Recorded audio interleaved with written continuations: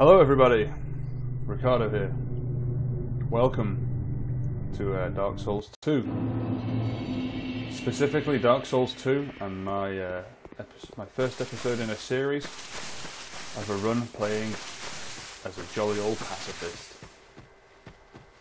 I will not be dealing any damage to any living thing, which will hopefully make life a little challenging and a little interesting and hopefully very entertaining.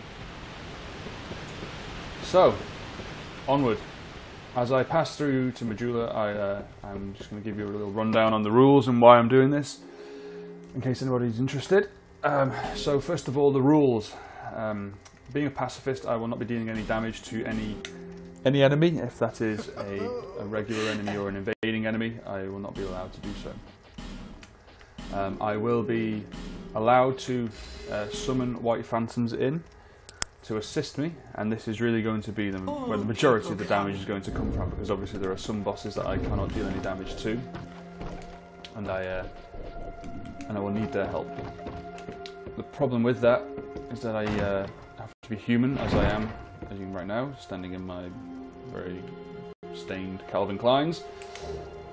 And if I die, I will become hollow, and I will require one of those, a human effigy, to be returned to this beautiful state. And herein lies the challenge. Can I do it with the number of human effigies that are available to me? Either the ones that I can pick up from the ground like I just did out of the chest, or to the ones that I can purchase from merchants. And obviously to purchase from merchants I will need souls, and I will require souls by things being killed. And therein lies the very circular problem. If I run out of souls or effigies, or both, yeah, the run will end. So I'm just about to approach Majula now. There are a couple of things I'm going to do here. I'm not going to collect everything. I'm just going to grab the Estus Flask and the Estus Flask Shard, and then I will run off to the Forest of the Fallen Giants. Now, the idea for this run came about after watching several speed runs and challenge runs where I was watching, I can see people were able to do things which are quite, seems as though they were impossible, going through an entire run using only shields or using a very low damage weapon. But if you actually look at Dark Souls, really, it's a hard game. I missed that. There we go. It's a hard game, but there are patterns that you can learn to the bosses. Now, I'm not for one second pretending that I know all of these patterns, but I think I know enough of them, and I can roll enough of them that I'll survive. So if I'm good at this game, like a lot of these challenge run and speedrun guys are, then you can dodge pretty much everything, and you can also, do your chip damage and eventually kill something. So really, it's just a question if you've got the patience and the time. Whereas with this run, it's kind of different. You've got a break point. Once I run out of effigies or souls or both, I'm kind of stuck. So I can't really do much now. You can see I'm starting on soul level 10. The reason I clicked the Explorer is because of that adaptability. It gives me agility of 90 at the start, so that's the highest number of invincibility frames for my roll I can get, which is going to be useful if I want to stay alive. So I'm just going to give this Estus Flask Shard to the wonderful Shamalot, who always likes to be given shards by men in their underwear. Just going to light the bonfire because this is the central hub. It's going to be important if I get my beautiful little backside handed to me. I'm going to drop all these items that I don't really need. Certainly not going to need wooden bolts, because I'm not going to be using anything. And onward. Actually, I'm going to grab this rustic coin, because there are a couple of places where the enemies will drop human effigies. Particularly thinking earlier on in the Lost Bastille, you've got the dogs there which can drop an effigy. So I'm going to pop a rustic coin before I go in there with a phantom and hopefully get a little cheeky effigy off them. But yeah, other than that, it's fairly self-explanatory. No damage, only allowing the bosses and the enemies to kill themselves or be killed by by somebody else, and I will spectate. So I'm going to be an accomplice to suicide and murder, but not actually be guilty of either myself. Just drop down here for this effigy. Don't want to fall in the water and die already. Like this. So coming into this run, I think probably the start of it is going to be the trickier it's going to be the trickier point. If we think about the white phantoms I'm going to be summoning in, they're either going to be new players or players starting a new build very early on. We've got low level weapons, and obviously as you summon in white phantoms you get a damage reduction, so they're going to be they're going to be nerfed because I'm there not doing anything, so it's going to be pretty tricky. So I think the optimal is me having 2. We've got this life gem. But this area in particular, I'm a little concerned about. I've got all these guys down here, and they may not seem, I mean, on their own, they're easy to kill. You know, they're pretty predictable, pretty slow. Get hit by an arrow. But there are lots of them, and I've got a ladder to go up here. As we go up, I've got a human effigy I need to grab, and probably a life gem I'll pick up anyway. And then there's a fog gate. So first of all, let's go over here to our friend who's looks like he's had a few too many beers in the Friday sun. Grab this life gem. Come back around for the human effigy. Depends on how many of my friends have congregated around it. They're all going around it. Come on, sir.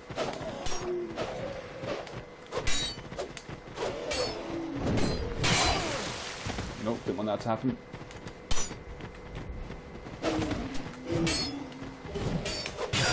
Worth it.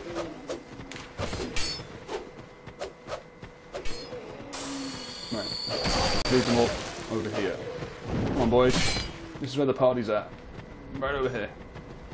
All of you, come on. All of you, please. No stragglers. That's it, beautiful. This is where we get smacked in the back by this guy.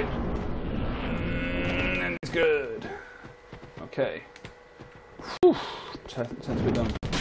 Roll through you. This guy hits like a freaking truck. Oh. That's okay, roll damage, that's fine. Up here I'm going to pick up the my first shield of the game, probably my only shield of the game, the buckler. The buckler has a pretty nice parry frame. That's taking damage, that's sweet. Get your sword on, do your attack, Get up here. And I'm good. Yeah, the buckler has some nice parry frames on it, so I'm going to be using that a fair bit once I get a bit further into the game to be able to hopefully parry some of the enemies, which could mean life and death.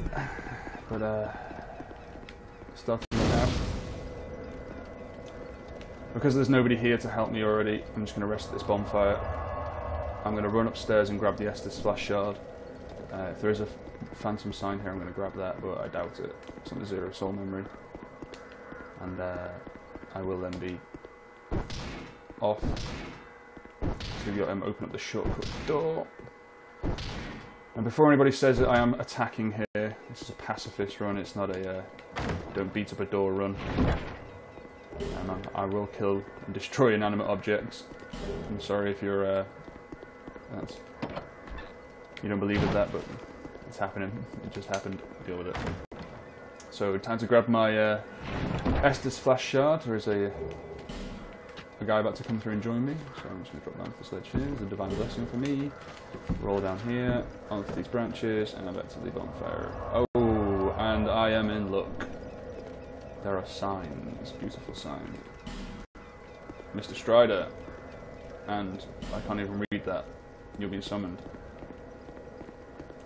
Also waiting for those guys to join the party. I'm just going to equip my buckler. I'm going to drop these weapons because I don't, or discard them rather, because I don't really need them. Don't really want that either.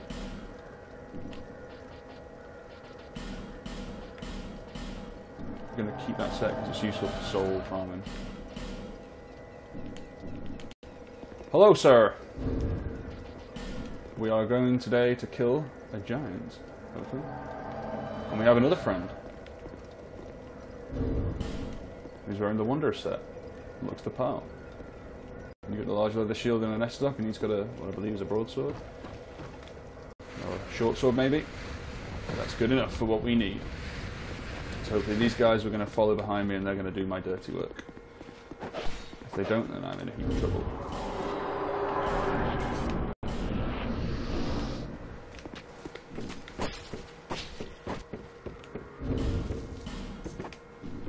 Just put my Estus. Hopefully not going to need that. He's right behind me. He's got my back.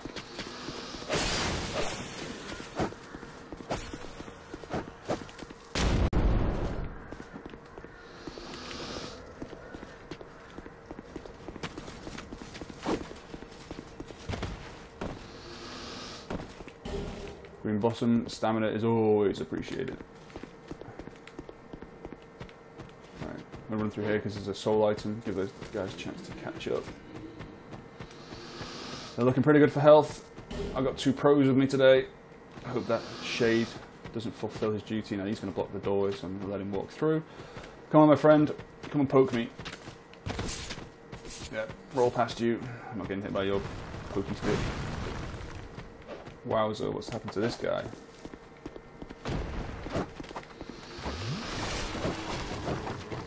What's going on up here? Oh, jeez, they went inside there. Ooh, they could have done me a big favour. An extremely big favour. Not that I need that. Not that I need the shield, but I'll take the soul item. But if this guy's about to do what I think he's going to do, he's going to be my best friend.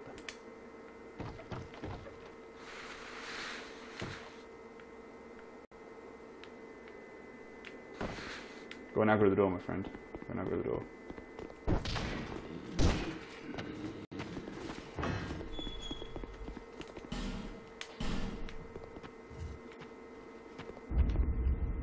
I just hope his duty doesn't get fulfilled straight away.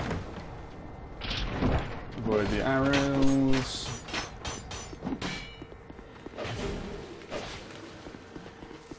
Sorry, Ferris Lockstone face.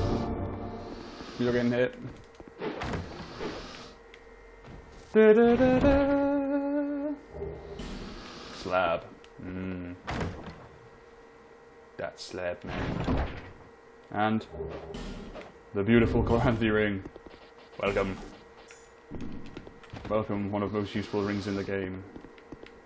Oh, he's done it all. He went and damn done it all.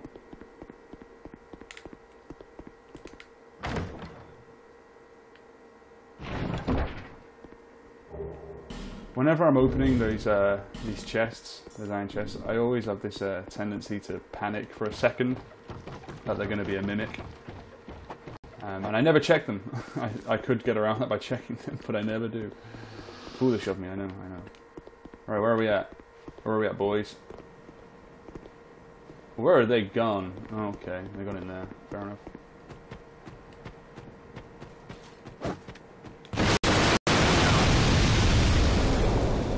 I thought I was going to roll that. Where are they gone? Oh, they're down here. Come on, fellas. They're killing everything for me today. I just want to kill the boss. That's all I wanted from them. Yeah, he's gone. Let's go this way. Come on, buddy. We don't need that. There we go. Good lad. Come on, Teenage Mutant Ninja Turtle. Oh, you're gonna hit my friend, but not me. The naked guy gets away scot-free. Slippery. And the greased up deaf guy. A nice little tactic I found with these guys, if you've ever done this before, is to lead them up here, because they go single file, but he's not going to do anything. My Amber Herb. Almost to victory. Mr. Strider.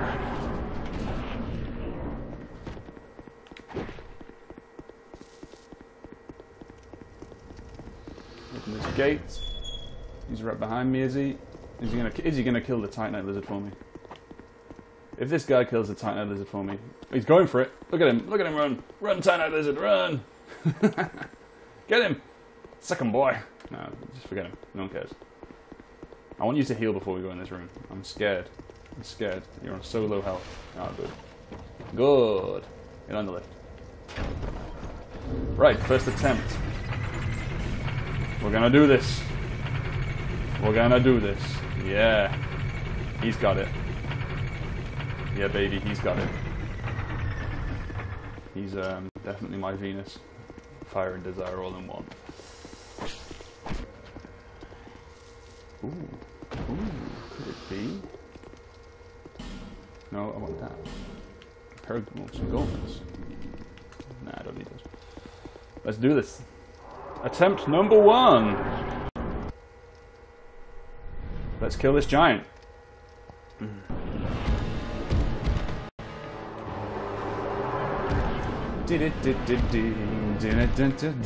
So, this giant on a scale of 1 to 10 is pretty easy. I'm about to regret saying that. What is he doing?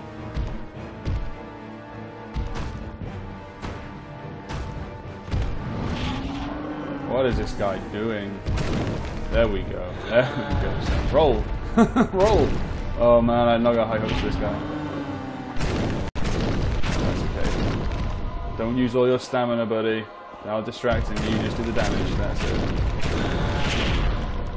So you can see I'm just rolling to dodge these attacks. If I really wanted to be up in his face, then I could just like go right up in here and do the same thing. So you roll and then come in here and go punch, punch, punch, punch, punch to the hits.